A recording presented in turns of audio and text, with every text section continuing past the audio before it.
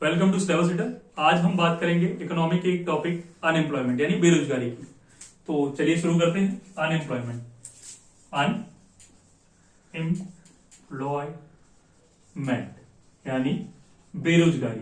ठीक है, बेरोजगारी क्या होती है? बेरोजगारी की एक सिंपल सी परिभाषा समझ लें या ये चीज जान लें कि बेरोजगारी क्या होती है। तो बेरोजगार वो होते हैं जो योग्य हो, ठीक है, कार्य करने के इच्छुक भी हो, यानी उनमें विलनेस हो, एलिजिबिलिटी हो, बट उन्हें जो है अपॉर्चुनिटी यानी काम ना मिले। ठीक है, काम ना मिले तो वो बेरोजगार होते हैं, वो बेरोजगार माने जाते हैं। ठीक है, विकसित देशों के लिए या बेरोजगारी की जो परिभाषा है वो अलग अलग देशों के लिए अलग अलग होती है। तो अमेरिका, जैसे कि एक एग्जांपल लेते हैं कि अमेरिका उन लोगों को भी बेरोजगार मानता है जो अपनी योग्यता के नीचे कार्य कर रहे हो। मान लीजिए आप एलिजिबल हैं किसी कहीं पे इंजीनियर के पोस्ट के लिए,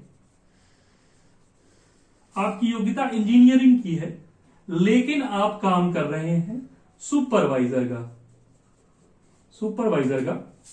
तो ये जो इस टाइप की जो एम्प्लॉयमेंट है इसको भी अनएम्प्लॉयमेंट माना जाता है। चलिए बात करते हैं कि विकसित और विकासशील देशों में जो बेरोजगारी है वो किस किस प्रकार की होती है। तो सबसे पहले विकासशील देशों की बात करते हैं। तो विकासशील देशों की बात करेंगे।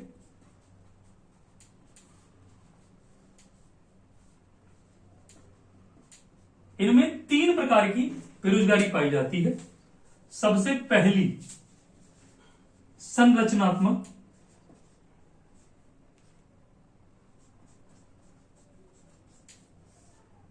यानी स्ट्रक्चरल,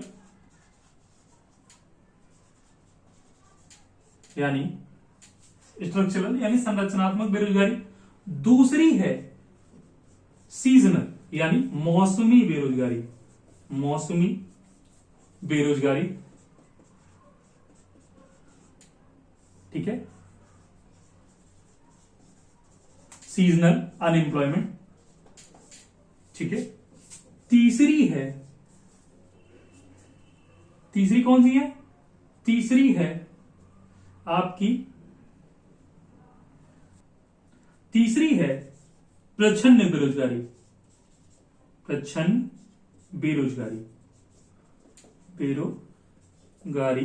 यानी डिसग्विस्ड,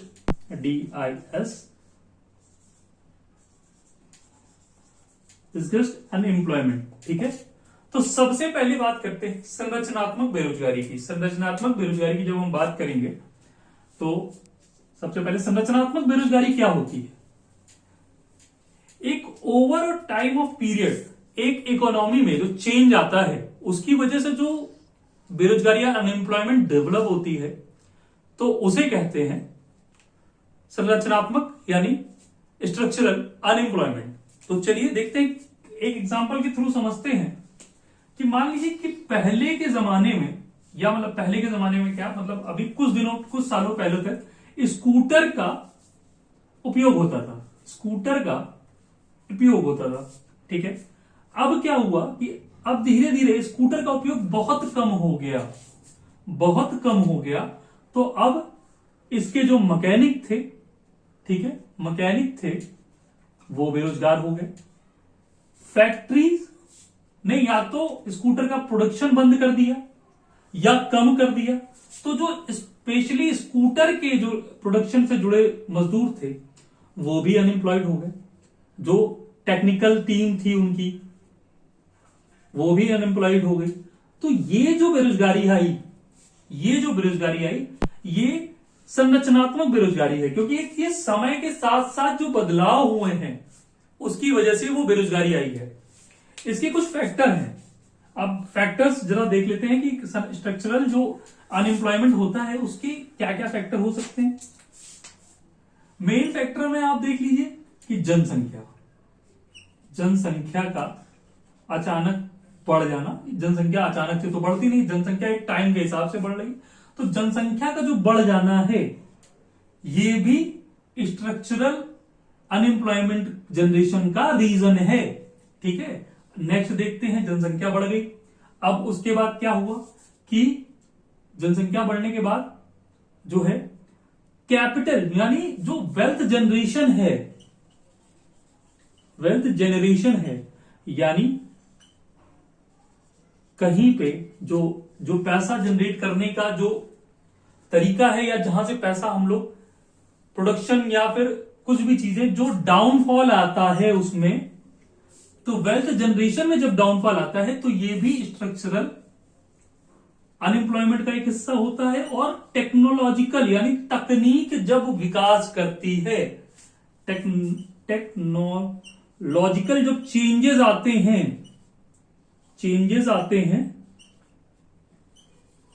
टेक्नोलॉजिकल जब चेंजेस आते हैं तो भी जो, अब समझ लीजिए कहीं पे टेक्नोलॉजी इंप्लीमेंट हुई, जैसे स्कूटर वाला है, वो चीजें देखिए जहां पे टेक्नोलॉजी इंप्लीमेंट हुई, वहां क्या हो रहा है कि जो या तो जो पुराने वर्कर हैं या उसे एडॉप्ट करें या उसे ग्रहण करें या फिर उसे सीखें कि किस तरीके से उसमें काम करना है, या फिर उन्हें निकालकर उनकी जगह पे नए जो स्किल्ड हैं, मतलब जिनके पास इस टेक्नोलॉजी की जानकारी है, उन्हें लाया जाए। तो इस प्रकार से जो अनएम्प्लॉयमेंट क्रिएट होगा यानी इस प्रकार से जो बेरोजगारी क्रिएट होगी, जो लोग निकाले जाएंगे वो संरचनात्मक जो है बेरोजगारी के अंतर्गत आएंगे। ठीक है, ये था पहला प्रकार। ये विकासशील देशों की बात हो रही है, संरचनात्मक बेरोजगारी। ठीक है, दूसरा देखते हैं मौसमी बेरोजगारी। मौसमी बेरोजगारी, तो मौसमी बेरोजगारी की हम लोग बात करते हैं यानी सीजनल अनएम्प्लॉयमेंट, यानी मौसमी बेरोजगारी। अब मौसमी बेरोजगारी क्या होती है? मेनली ये कृषि क्षेत्र में ये देखा जाता है। जैसे कृषि क्षेत्र में एक टाइम होता है जब जुताई, कटाई, बुआई ये सब होता है, तो यहां पे नंबर ऑफ लेबर यानी लेबरों की संख्या, यहां पे मजदूरों की संख्या ज्यादा चाहिए होती है। तो जो मजदूर ज्यादा चाहिए होते हैं, लेकिन ये काम तो सीजनल है, जुताई, कटाई, बुआई का। ठीक है, तो जब वो काम खत्म होने के बाद जो ये ग्रुप ऑफ लेबर हैं या ग्रुप ऑफ मजदूर हैं, तो ये जो है इनको दूसरा काम ढूंढने के लिए जाना पड़ता है, तो ये कहलाते हैं सीजनल बेरोजगार, यानी मौसमी बेरोजगार कहलाते हैं। और इस बेरोजगारी को क्या कहते हैं? Seasonal unemployment. इसका एक और एग्जांपल देख लेते हैं आप। जैसे शादी विवाह भी एक सीजनल कार्य है।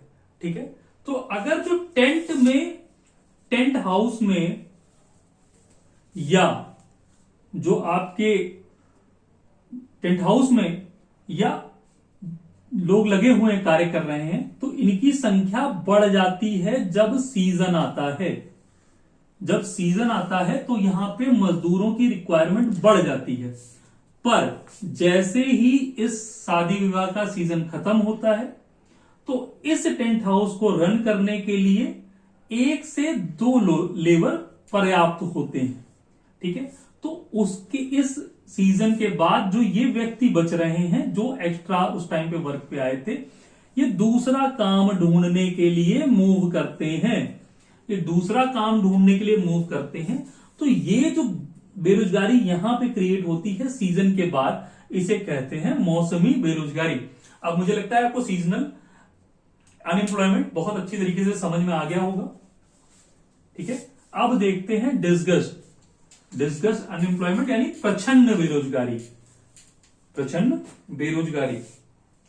ठीक है, ये है आपका प्रच्छन्न बेरोजगारी। ये क्या होती है?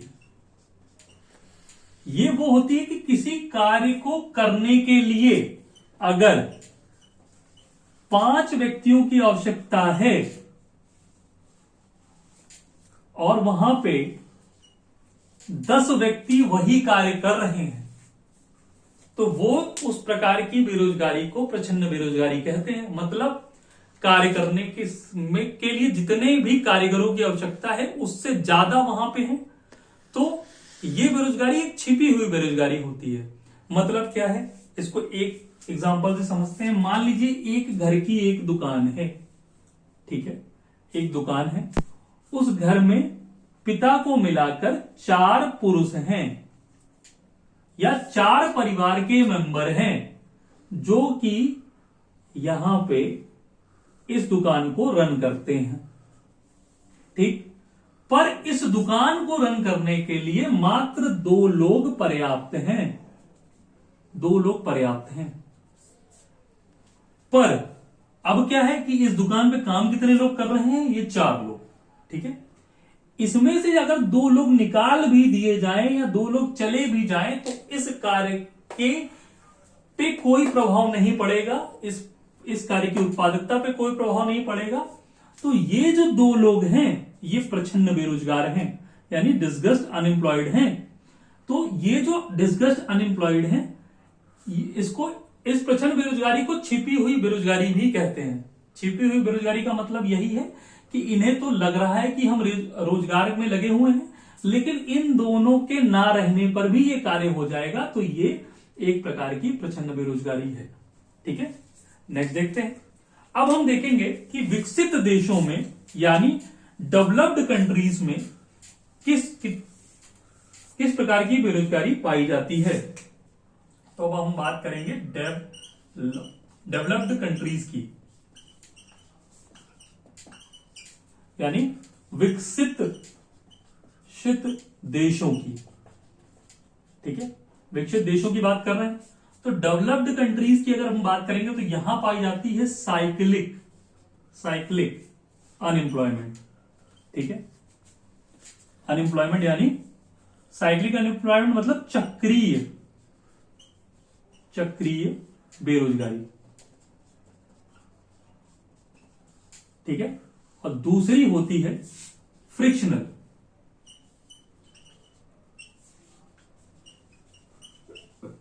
अनएम्प्लॉयमेंट, ठीक है। फ्रिक्शनल अनएम्प्लॉयमेंट यानी घर्षण बेरोजगारी या घर्षण जनित बेरोजगारी, ठीक है। अब आप बात करते हैं, सबसे पहले साइक्लिक अनएम्प्लॉयमेंट को देखते हैं। तो साइक्लिक अनएम्प्लॉयमेंट क्या होता है, देखिए साइक्लिक अनएम्प्लॉयमेंट ये होता है कि जब समृद्ध, देखिए एक बिजनेस का एक साइकिल होता है या फिर किसी भी चीज का एक साइकिल होता है कि एक टाइम पे वो पीक पे रहती है, एक टाइम पे वो लो आती है, ठीक है। तो बिजनेस जो इकोनॉमी है उसका भी एक साइकिल है, एक टाइम पे वो हाई जाएगी और एक टाइम पे वो कहीं ना कहीं पे किसी रीजन की वजह से वो लो की तरफ टेंड करेगी या लो जाएगी। तो इसको हम अलग एक क्लास में समझेंगे, लेकिन अभी हम ये आपको मोटा समझ में आ गया होगा कि क्या चीज है, ठीक है। तो चक्रीय बेरोजगारी में क्या होता है कि जब वो लो जाएगी, रिसेशन आएगा यानी मंदी का दौर आएगा, तो उस टाइम पे जो व्यक्ति बेरोजगार होंगे तो उसे वो कहलाएंगे साइक्लिक अनएम्प्लॉयड, और उस टाइप ऑफ अनएम्प्लॉयमेंट को कहेंगे चक्रीय बेरोजगारी, ठीक है। फिर से समझ लीजिए, जब वो मंदी की वजह से वो बेरोजगारी आएगी तो उसे कहेंगे साइक्लिक अनएम्प्लॉयमेंट, ठीक है। इसका एक एग्जांपल बहुत सिंपल सा है। अब आप समझ लीजिए कि अगर आप एक व्यक्ति, एक जो है, एक आप हैं और वो एक घर में रहते हैं, अब ऐसी बात है हम सभी घर में रहते हैं। अब हमने क्या किया है, अभी हमारे पास इतना पैसा है कि हम अपना जो है डेली खर्च जो है चला सकें, ठीक है, डेली खर्च चला सकें। तो हम गाड़ी भी खुद ड्राइव करेंगे, ठीक है, क्लीनिंग भी खुद ही करेंगे, ठीक, क्लीनिंग भी खुद ही करेंगे, कुक भी हम खुद ही होंगे, ठीक है। तो गार्ड भी हम खुद ही होंगे, गार्ड की जरूरत ही नहीं होगी। लेकिन अचानक से हमारे पास समृद्धि हो जाए, मतलब पैसा आ जाए, अचानक से तो नहीं आएगा, मतलब एक समय के बाद हमारी समृद्धि का स्तर हो जाए कि हमने अब अर्न कर लिया है, एक स्टेज आ गई कि हमारे पास सफिशिएंट पैसा है कि हम एक ड्राइवर रख लें, एक क्लीनर रख लें, एक कुक लगा लें, एक गार्ड भी रख लें, ठीक है। ये कब हुआ, जब हमारे पास सफिशिएंट मनी है, मनी है, ठीक है, सफिशिएंट मनी है। तो अब क्या होगा, ये साइकिल है, सफिशिएंट मनी आ गया, लेकिन फिर क्या हो जाए, किसी समय काल के बाद हमारे पास फिर रिसेशन का दौर आ जाए, तो हम क्या करेंगे, अपने खर्चों में कटौती करेंगे।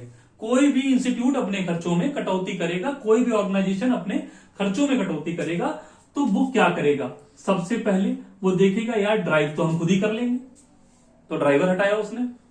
फिर वो सोचेगा यार क्लीनिंग भी हो जाएगी, पहले भी करते थे, वो हटाया।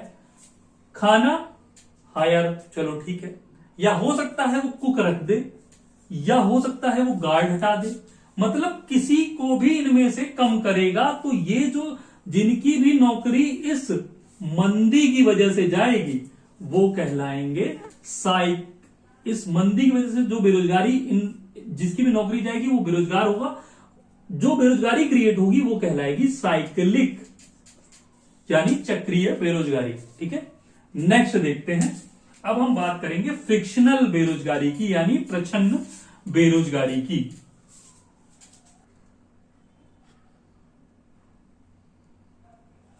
अब हम बात करेंगे फ्रिक्शनल बेरोजगारी की। फ्रिक्शनल बेरोजगारी यानी फ्रिक्शनल अनएम्प्लॉयमेंट, जिसको कहते हैं घर्षण बेरोजगारी कहते हैं, या घर्षण जनित बेरोजगारी कहते हैं। फ्रिक्शनल अनएम्प्लॉयमेंट की बात करते हैं, ठीक है। तो फ्रिक्शनल अनएम्प्लॉयमेंट क्या है, सबसे पहली बात तो ये कि जब एक एम्प्लॉयड व्यक्ति जो है वो एक ऑर्गेनाइजेशन में काम कर रहा है, फर्स्ट ऑर्गेनाइजेशन में काम कर रहा है, और वो क्या करता है कि वो दूसरी ऑर्गेनाइजेशन में काम करने के लिए, मतलब दूसरी ऑर्गेनाइजेशन में ज्वाइन होने के लिए जाता है। तो मान लीजिए कि जैसे आपने अपनी कंपनी को रिजाइन दिया, रिजाइन के बाद क्या हुआ, आपका नोटिस पीरियड था, पर नोटिस पीरियड आपका 15 को खत्म हो रहा है, और ये कंपनी चाहती है कि 15 मान लीजिए नवंबर को खत्म हो रहा है, तो ये कंपनी चाहती है कि आप 1 दिसंबर से ज्वाइन करें। तो ये जो 15 दिन का टाइम पीरियड है ये होगा फ्रिक्शनल अनएम्प्लॉयमेंट, ठीक है। फिर से एक बार समझते हैं कि मान लीजिए श्याम जो है किसी रेपुटेटेड ऑर्गेनाइजेशन में है, ठीक है, प्रतिष्ठित संस्थान में है, और उसने अपनी सैलरी या फिर पोजीशन हाइक के लिए दूसरी कंपनी में या दूसरी ऑर्गेनाइजेशन पे में अप्लाई किया, और उसका यहां पे हो गया, ठीक है। ये अप्लाई इसने जो किया था, उसने कहा कि भैया ये कंपनी के साथ टर्म है कि हम जो है नोटिस पीरियड सर्व करना पड़ेगा। मान लीजिए 15 दिन का उसका नोटिस पीरियड था, तो उसने 1 नवंबर से 15 नवंबर तक अपना नोटिस पीरियड सर्व किया। अब क्या हुआ, ये ऑर्गेनाइजेशन बोलती है नहीं तो फिर आप बीच में ना आइए, आप 1 दिसंबर को आइए, 1 दिसंबर से अपना मंथ स्टार्ट करिए। तो क्या होगा, ये जो 15 दिन जो खाली बैठेगा श्याम बिना किसी काम के, तो ये तो आखिर इस समय अनएम्प्लॉयड है, लेकिन अनएम्प्लॉयड कैसे है कि उसके हाथ में दूसरी नौकरी है, ठीक है। तो ये जो बेरोजगारी आपको दिख रही है ये है फ्रिक्शनल अनएम्प्लॉयमेंट। कुछ और बेरोजगारी के प्रकार होते हैं, वो अब हम अगली क्लास में देखेंगे, ठीक है। जैसे वॉलेंट्री, ओपन, ठीक है, ऐच्छिक अनैच्छिक जो बेरोजगारियां होती हैं उसकी बात हम अगले क्लास में करेंगे। वो एक छोटा सा वीडियो होगा, ठीक है। अगर आपको हमारा वीडियो पसंद आया तो लाइक करें, कमेंट करें और ज्यादा से ज्यादा शेयर करें। धन्यवाद।